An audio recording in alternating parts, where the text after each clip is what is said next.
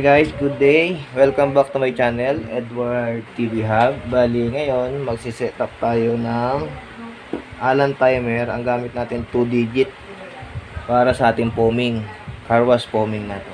Okay, simulan natin.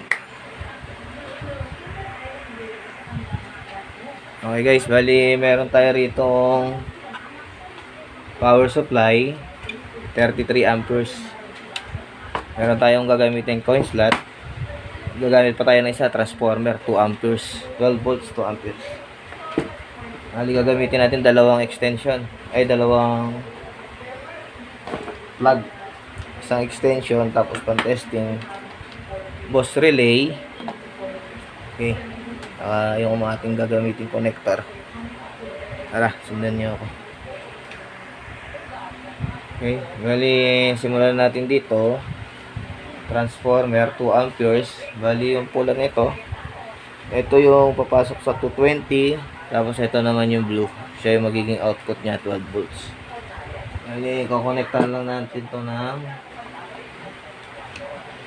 plug para mamaya didiretso natin to sa outlet. Gamitan ko na lang siya nito para mas mabilis. Pwede naman to at magkabaliktad kasi wala naman tong polarity. Kukonekta ko na to dito. Wala naman din dito.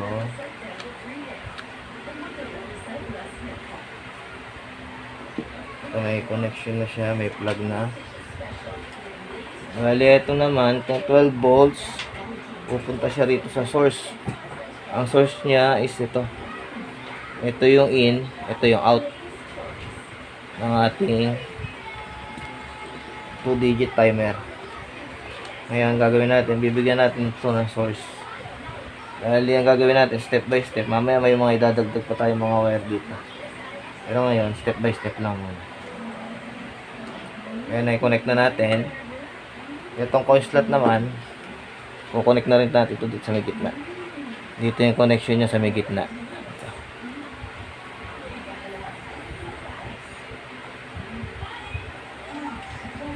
Okay. Na-connect na siya. Bali, ito namang out niya. Yung DC 12 volts na pag-out niya. Sa relay na naman natin ito ilalagay. Number 86 saka 85.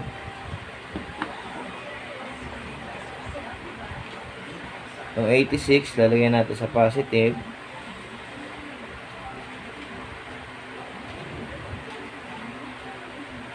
Kukonect natin dito sa positive. Tapos itong negative naman nilalagay natin sa 85. 86 saka 85.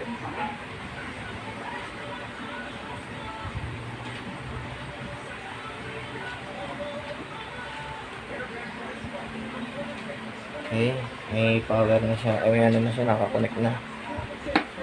Tapos itong dalawa naman, yung 87 saka number 30, dito yan pupunta sa ating extension. Ito yung extension, ito yung magiging saksakan nitong power supply natin para siya yung puputol sa supply kapag naubusan na ng oras.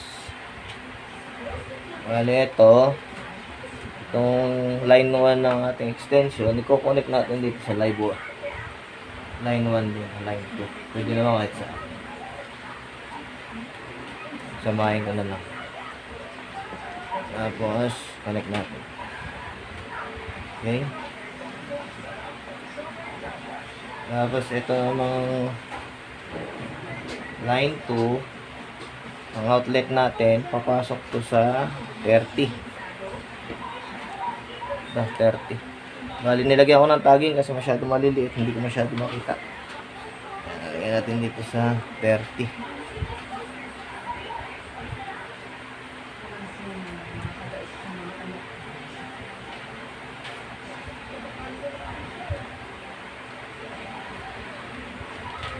Yung isang linya.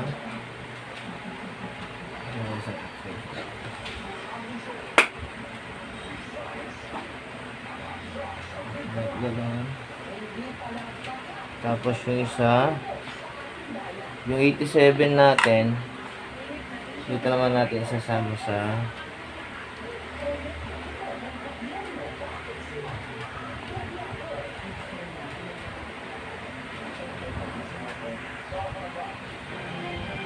i-connect natin dito sa line 2. Itong 87. Samahin ko muna. Okay. Bali, habang dumadami yung wire, para nakakalito na, pero hindi naman yan. Step by step naman, sundan nyo na lang. Para hindi kayo masyadong malito. Ito naman, ito yung ating gagamitin plug. Plug lang muna para saksak natin dito sa outlet. Ito yung outlet na dumaan sa relay. Hindi kang pamahulog. Sorry.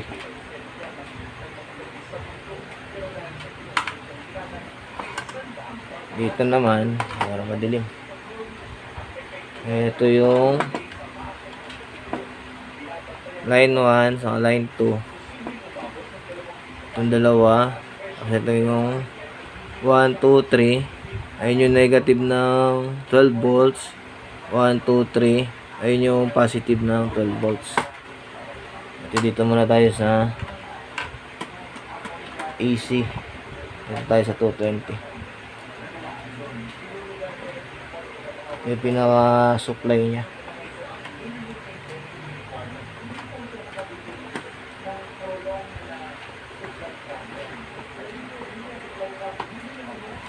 Supply na siya. Tapos yung ating magiging 12 volts. Halimbawa, kasi yung machine ko, yung foaming ko, saka yung compressor. Yung ano pala, compressor saka yung pump. Andun na, nasa labas. Hindi ko na pinasok. Pero dito na lang. I-demo lang natin para malaman natin kung gagana.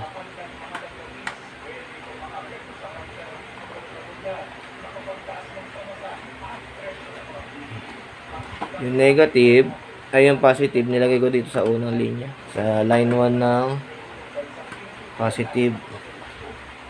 Ito namang negative. Papasok ko dito sa pang-apat.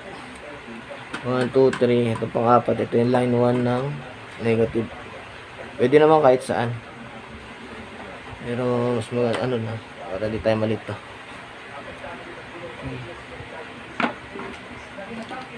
Ano ito magiging, ito yung bubuhayin niya pag sinaksak natin itong outlet.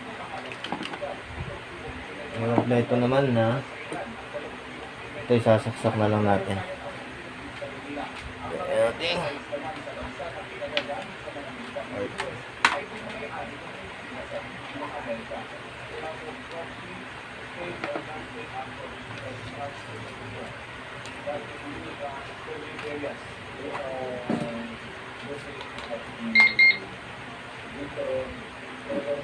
Ating.Ali nagkaroon to ng ito, pumasok yung 220, lumabas yung 12 volts, pumasok dito sa ating Allen timer 2 digits.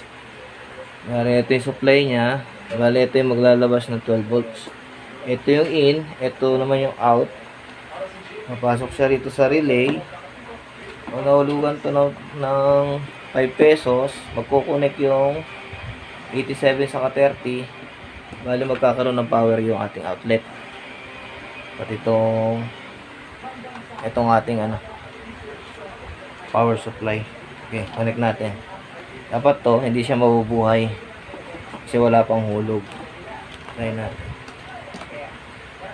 Hindi siya nabuhay, wala siyang hulog.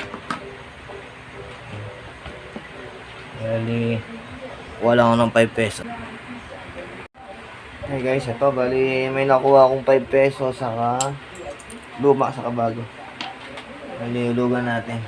Set natin sa 30 seconds. Bali hulugan natin. Bali nagka-count na siya. Ito naman, bali ito dapat to pag sinaksak natin magkakaroon siya ng power.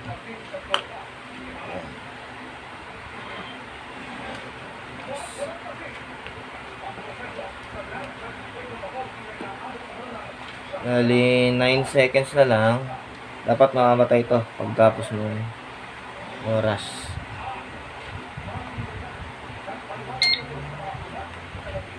Ayun na. Pinatay niya na. Okay guys, yun lang. Bali, tapos naman na. Ayan, salamat sa panonood. And subscribe, share, and likes. Salamat po.